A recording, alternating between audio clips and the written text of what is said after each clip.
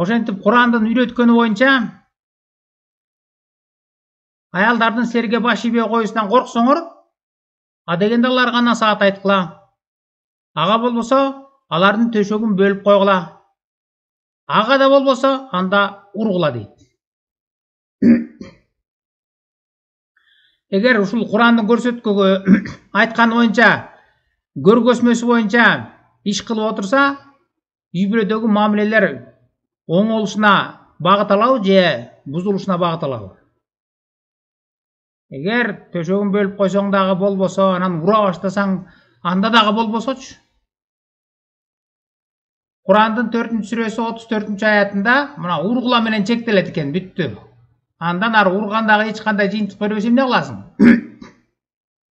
Жерде уландысында жазып коюптур, эгер алар силерге моюн сунуп оңолушса, анда аларга каршы жол издебегиле деп. Уруу аркылуу моюн сунуп анан оңолуу деген болбойт да. Ура берсең, андан мамиле бузулуп, талкаланып, көңүл калуу гана кей болот.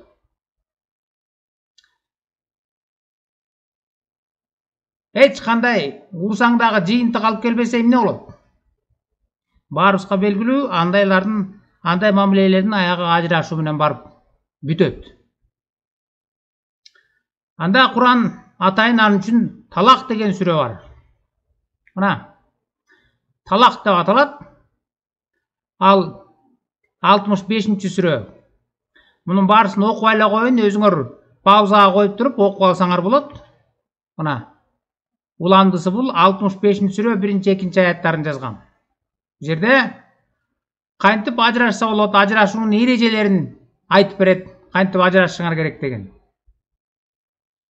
Ошондой эле могул 2-сүрө 229 аятында бу жерде дагы талак жөнүндө айтып атат, дагы мындай дейт. Талак, ажырашуу 2 рет дейт. 338 деген цифрада астында түшүндүрмө берет. 2ден ашпосу керек дейт. Башкача айтканда 3-чү жолу айтып койсоң талак деп. 2 жолу айтсаң дагы эчтеке эмес экен, бирок 3-чү жолу талак деп айттың, бүттү, аны менен жашаганга болбойт. 3 жолу талак деген сөздү, сыйкырды сөздү айтып койсоң болду, аялың менен эч кандай жоопкерчилик алып жүрбөйсүң, жашабай эле койсоң болот. Аны атайын келип отурбай эле, мисалы Россияда жашап жүрүп деле, башка мамлекетте жашап жүрүп деле, жашагың келбей калып, телефонду алып туруп 3 жолу талак деген сөздү айтып койсоң бүттү. Талак түшүп калды, эми аны менен жашаганга болбойт, өзүңчө башың бош, өзүңчө ажырашып кете берсең болот деген окутууну үйрөтөт Куран. Ал жөнүндө алым кантип үйрөтүп атат, телефон аркылуу кантип талак берип койсоң түшөт дегенин угуп көрөлүчү. YouTube'га кирип могу сөздү жазсаң астындагы чыгат, анан угуп көрөлүк. Туруп кете берет. Талакты телефонду айтса болобу дейт. Телефондон айтса түшпөйт экен деген сөз жайылып кеткен да. Маселе ушундай, талак эркектин оозунан чыгып, өзү уга турган кулакка жетсе түшө берет. Өзүнүн оозунан чыгып кулагына жетсе сөз, ошол түшө берет. Мисалы үчүн, муну бакалашкан чоңуна башын тыгып алып, эч кимге угузбай, өзүн өзү угузуп, талак бердим деп айтса түшүп кала берет. А телефон жөн эле микрофон сыяктуу берет. Өзү айтып атканда телефондон өзү угуп ата турган болсо, анда эмне талак түшө берет, Кудай сактасын. Телефон аркылуу деле айтып койсоң болот дейт. Ал турмак өзүң жалгыз эч кимге угуспай бакалашканы башыңа кийип алып, эптеп оозуңан чыккан сөз өзүңдүн кулагыңа жеткидей кылып эле, талак деген сыйкырды сөздү 3 жолу айтып койсоң бүттү, түшүп калды дейт. Эми аны менен жашабайсың, бүттү, башың бош дейт.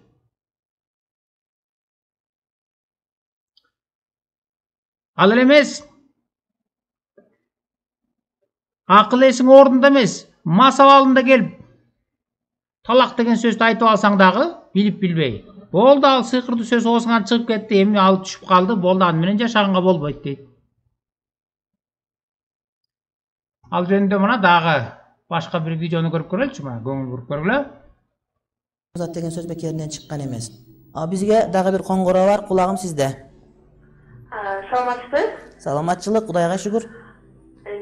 келген соң бул күйөөсү аял менен мындай ичкен абалда келип, аялына 3 талак берсе, ошонун жарашкан эмес баары жана ошол убакта 2 каттуу болгон аялы. Рахмат. Сиздин сурооңуз 2 бөлүктөн турат. Күйөөсү мас убакытта айтылган талак түшөбү? Экинчи маселеси кош бойлуу аялга айтылган талак түшөбү? Эки учурда тең түшөт. Кош бойлуу болуп калуу же эркектин мас болуп калуусу бул талактын түшүүсүнө тоскоолдук боло албайт. Албетте эркек мас болгон учурда акыл эси өзүнүн ордунда болбойт. Өзү билбеген абалда айтып жиберүүлөрү мүмкүн. Бирок биздин аалымдарыбыз омундай учурда ошол эркектин арам нерсе ичкендигине жаза катары деп ошол мас адамдын талагын түшүргөн шариатта айтылынат. Ал эми кош бойлуу убагында айтылган талактар дагы түшөт. Бирок мына бул жерде айтып аткандай мас абалында келип дагы билип билбей өзүңдүн кылган ишиңе сүйлөп аткан сөзүңө толук отчет бербеген абалда келип дагы айтып калсаң, болду, талак түшүп калды дейт. Эми ал менен жашабайсың, ажырашып кете берсең болот. Ушуну Кудайдан деп ойлойсуңарбы? Кудай ушинтип үйрөтөбү? Талак деген бир сыйкырдуу сөз бар экен, ошону 3 жолу оозуңан чыгып кетсе бүттү. Эми сен ал менен жашаганга болбойт, бүттү, жашабай, башың бош кете бер деген. Тилекке каршы ушул түшүнүк, ушул идеология адамдардын аң сезимине сиңип тарап атат. Анан ошонун айынан канча деген үй бүлөлөр ажырашып, канча деген кыздар бузулуп жашоолору талкаланып. Биз ошолордун бирине эле мындай маалымат аркылуу берген бирөөнү эле көңүл буруп көрөлүчү. Мурда YouTube'га кирип могу сөздү жазсаңар, разбитая жизнь женщины в хиджабе деген чыгат. Мен толук көрбөйбүз, бирок үзүндүсүн көрүп көрөлүк.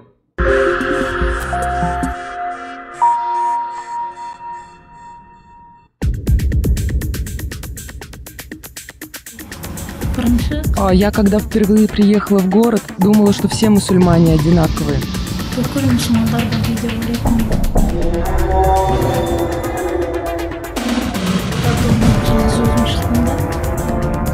Когда лежала в роддоме, видела, как другим приносят цветы, как о других заботятся. Завидовала, когда их забирали мужья. А мне пришлось самой из роддома выписываться. Мне хотелось бы, чтобы женщины не оказались в такой ситуации, как у меня. Айслу рано лишилась родителей, воспитывалась у родственников. Замужество, казалось, решило бы все ее проблемы. Едва получив на руки аттестат зрелости, она вышла замуж за местного имама. С этого момента Айслу надела хиджаб и начала читать намаз. Через 3 года муж бросил ее вместе с 2 детьми, женился на другой. Эта история с Айслу повторилась еще дважды. От 3 мужей она родила 4 детей. 2 растит сама, 2 живут с отцами. 2 и 3 мужья били и унижали Айслу, а развод оформляли по мобильному телефону, 3 повторив магическое слово «талак». Я думала, мусульманин же, все-таки отец. Ладно, думаю, если сказал, что будет смотреть, пусть смотрит. Алматы же более большой город, чем Чу.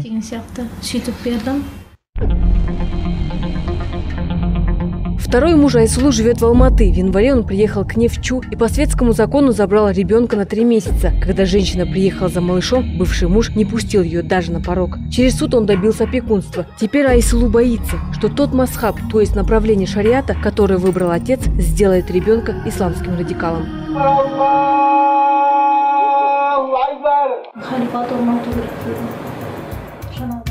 Он говорит, что надо установить халифат. Не дай бог, конечно. Но если ребенок будет там воспитываться, то уже понятно, каким он вырастет. Вырастет и пойдет против государства.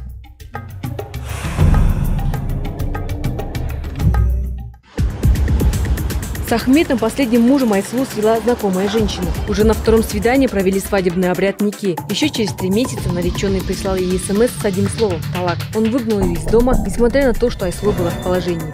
К примеру, если кто-нибудь приходил в гости, я вынуждена была сидеть в соседней комнате. Муж никуда меня с собой не брал. Я даже не знаю, чем он живет, о чем думает, чем занимается. Я знаю, что у них есть своя община. Все время айтатыны саңыңызға ошондой шийик көрүнүшпен айтат да. Назарбаев глава шайтанов депчи.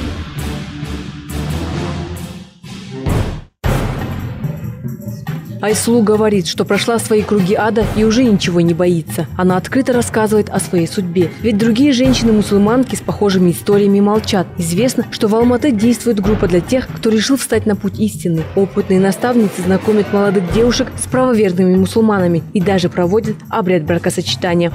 Развестись такой женщиной еще проще. Достаточно прислать на мобильный телефон сообщение со словом «талак».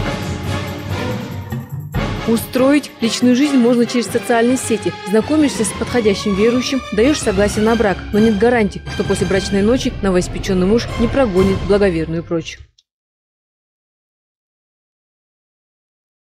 Бұл жерде бір еле қыздың талқыланған тағдыры жөнінде айтып беріп жатады. 3 жолы күйеуге тиген, 3-өнен 4 баласы бар.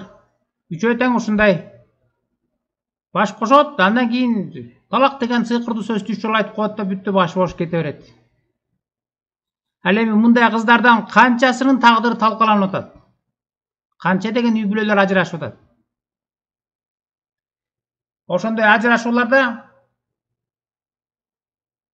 кээ бирлери ошол мазхабтарды күнөөлөйт. Бул радикал мазхаб экен же туура эмес мазхаб экен деп. Бирок көйгөй анда эмес. Көйгөйдүн кайсы мазхаб болбосун, көйгөйдүн бармауында жатпайбы мына? Курандын 2-сүрөсү 229-аяты. Талак деген сыйкырдуу сөздү 3 жолу айтып койдуң болду, башың бош деп үйрөтүп атпайбы?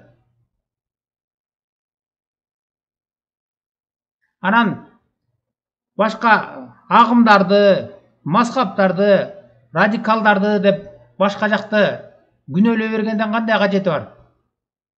Мына өзөгү биякта жатпайбы? Бул жерде өзөгү үйрөтүп атабы Куран. Талак деген сүрө бар атайын мына.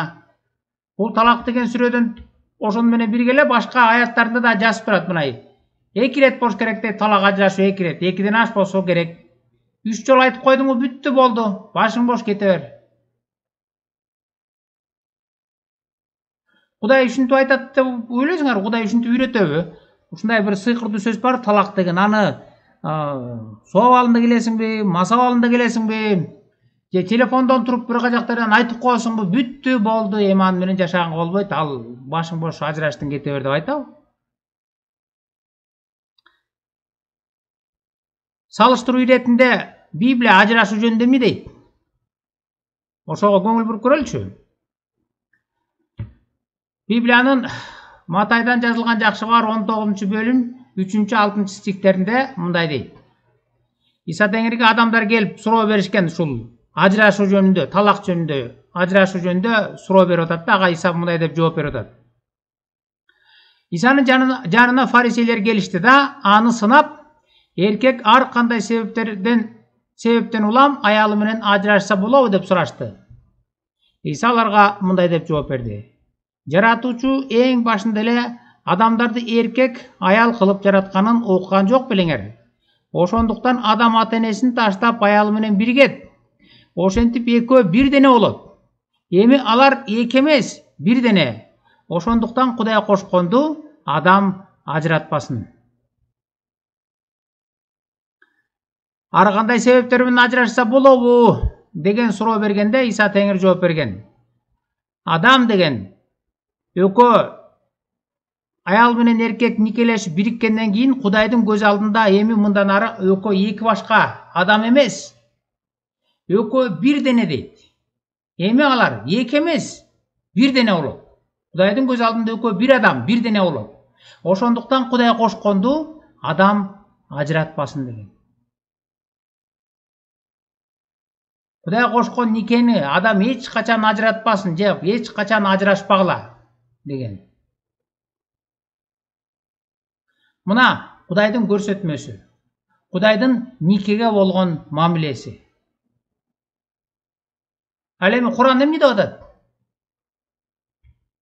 Талак деген сыйкырдуу сөздү 3 жолу айтып койсоң болду, башың бош дейт, кете бересиң. Эч кандай жоопкерчилик алып отурбайсың. Биз жогоруда видеодон көргөн жанагы тагдыры бузулган келиндин жашоосун айтып берип атпайбы? Эң эле биринчи эмне дегенде эле ошол имамга турмушка чыгыптыр. Ал 2 балалы болгондон кийин талак деген сыйкырдуу сөздү телефондон айтып коюп кетип калды дейт. Башка дагы бир мусулманга тийсе анысы дагы талак деген сөздү 3 жолу айтып коюп кетип калды. Үчүнчүсүнө тийсе анысы да кетип калды. 3 күйөөдөн 4 бала менен кала берди. Мына коомго, адамдарга, өзгөчө жаш кыздардын тагдырына залакасын тийгизип аткан мына могул окутуу. Ал жанагы туура эмес мазхаб же туура эмес адам. Ал эле эмес, ал сабак эле. Өзөгү мына могу жерде жатпайбы? Өзөгү ушинтип үйрөтүп атпайбы? Талак деген сыйкырдуу сөздү 3 жолу айтып койдуң, болду, жашабайсың деген. Ушул Кудайданбы? Кудай ушинтип үйрөтөбү? Кудай эч качан мындай сыйкырдуу сөздү айтып коюп бүттү, эч кандай жоопкерчилик албай эле кете берсең болот деп үйрөтпөйт. Жада калса, светтик мыйзамдар дагы. Расмий түрдө ажырашабыз деп барсаңар сотко, ошо замат ажыраштырбайт, ал бир нече ай убакыт берет. 6 ай же кээде 1 жылга чейин берет. Жакшылап ойлонгула. Бул ажырашуу деген туура эмес. Үй бүлөнү сактап калгыла, балдарды ойлогула деп оңой менен ажыраштырбайт. Эгер ошондой болуп ажырашып турган болсо, анда өкө чогулткан оокатты, мүлктү, тамтарак дегенди баарысын тең бөлүштүрөт.